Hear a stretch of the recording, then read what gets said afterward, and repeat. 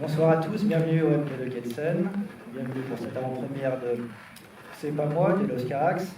Je vais appeler tout de suite, je vais laisser la place à Régine Vial. Vous m'entendez pas assez, si? Non. Ok. Ça va mieux? Ok, un peu. Je vais laisser la place à Régine Vial, qui est la directrice des Filles du Losange, qui distribue, donc C'est pas moi.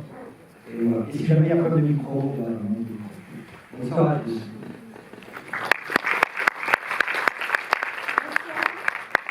Bonsoir à tous. Je voulais remercier MK2 de nous accueillir ce soir et aussi d'aimer beaucoup ce film et de l'avoir pris dans leur salle. Il sera à Odéon, il sera à Bastille, il sera à Kelsen, il sera à Bibliothèque. Donc je voulais vraiment remercier et saluer ce très très beau soutien et cet accompagnement des salles. Je suis très heureuse ce soir évidemment de vous présenter ce film qu'on aime énormément, au film du Losange. Je voulais évidemment remercier Charles Gilibert, le producteur, qui est aussi président des films du Losange. Et ce film a été produit par aussi les Oscarax, Théophile, mais remercier Tatiana Bouchin, qui nous a beaucoup aidé dans cette sortie. Aussi tous les partenaires du film, et notamment Arte, qui sont souvent présents à nos côtés sur ces films que nous suivons et aimons tout particulièrement. Scala Film, et également Chanel, et puis la région Île-de-France. Donc je remercie tous ces partenaires. Également ceux qui en sortie nous accompagnent. Ce soir, vous aurez, après la projection, une rencontre avec Antoine Guyot de France Culture. Et France Culture également nous aide sur ce film, et d'ailleurs sur beaucoup de nos films. Donc je salue vraiment cet accompagnement. Le Monde et Télérama. Je vais aller très vite. Je voulais juste vous dire que ce film est un poème. C'est un film, ça s'appelle C'est pas moi, c'est pas les Oscarax, mais c'est un peu lui quand même. C'est pas moi, c'est peut-être moi, c'est peut-être vous. C'est un film que je revois beaucoup tous les soirs, on fait des avant-premières, et à chaque fois il se conjugue différemment. Je prends le premier vers, le troisième vers, l'alexandrin, la deuxième strophe. Je trouve que c'est un film qu'on n'oublie pas, c'est un film qu'on vous disait assez court, puisqu'il fait, comme vous le savez, 42 minutes, mais il est d'une profondeur, d'une poésie sur notre monde, sur nos émotions, sur nos solitudes, sur nos amitiés, nos amours, sur le monde qui est ce qu'il est aujourd'hui, ce qu'il était hier, les gens qu'on a aimés, les gens qui sont avec nous, les gens qu'on a perdus. C'est un voyage chez lui, mais un voyage aussi chez nous. Donc c'est un film qu'il faut voir et revoir. Et vous dire, avant de laisser la parole à Antoine, c'est qu'à la fin du film, surtout il ne faut pas sortir, il faut attendre le générique de fin, parce qu'il y a une très très belle surprise à la fin du générique. Voilà, je vous remercie, et il sort demain.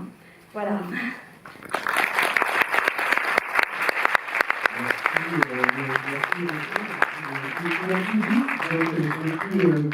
Je voulais aussi vous dire précisément. Donc restez jusqu'à la fin, même si vous ne voulez pas, ce qui m'étonnerait, assister à cette rencontre avec Léo Scarax, parce qu'elle est rare. Je vous rassure tout de suite, ça va pas être une discussion entre Léo Scarax et moi, mais une discussion entre Léo Scarax et vous.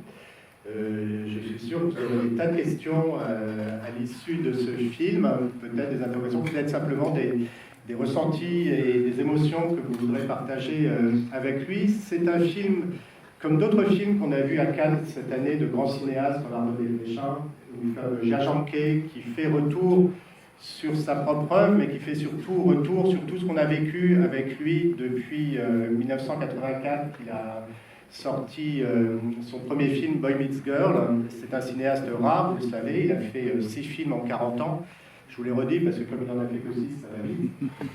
Boy Meets Girl, Mauvais Sang, Les Amants du Pont-Neuf, Paula X, Holly Motors, Annette, un petit segment d'un film collectif où apparaissait pour la première fois un certain Monsieur Merde, vous l'avez peut-être vu, en tout cas vous l'avez revu dans Holly Motors, Est-ce que vous allez le revoir là? Je ne vous dis rien. En tout cas, si vous connaissez le cinéma de Léos Carax, vous serez en terrain connu. Si vous ne le connaissez pas, vous aurez super envie de replonger dans son œuvre.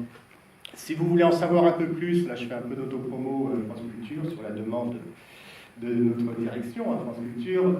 Plan large, samedi prochain, sera consacré tout entier à l'œuvre de Léos Carax. On aura la chance d'avoir sa monteuse depuis les débuts, ou presque, depuis Mauvais Sang, en tout cas, Nelly Quétier.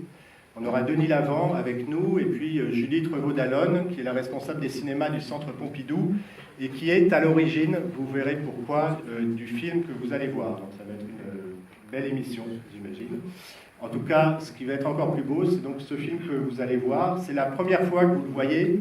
C'est certainement pas la dernière, parce que comme moi je l'ai vu que 2 fois pour l'instant, mais j'ai très hâte d'y retourner. C'est tout ce que Régine Galadi, c'est aussi une comédie, il faut le dire, parce que Léos Carax a énormément d'humour à sa façon, mais un vrai humour qui est communicatif, qui est très généreux. Donc c'est tout sauf un film auto-centré, c'est un film qui raconte notre histoire à tous, et comme disait Régine, c'est pas moi, mais c'est nous. Et je pense que c'est important, le nous en ce moment en particulier, mais c'est important qu'on soit tous ensemble ici dans cette salle. Et donc merci d'être aussi nombreux. À tout à l'heure.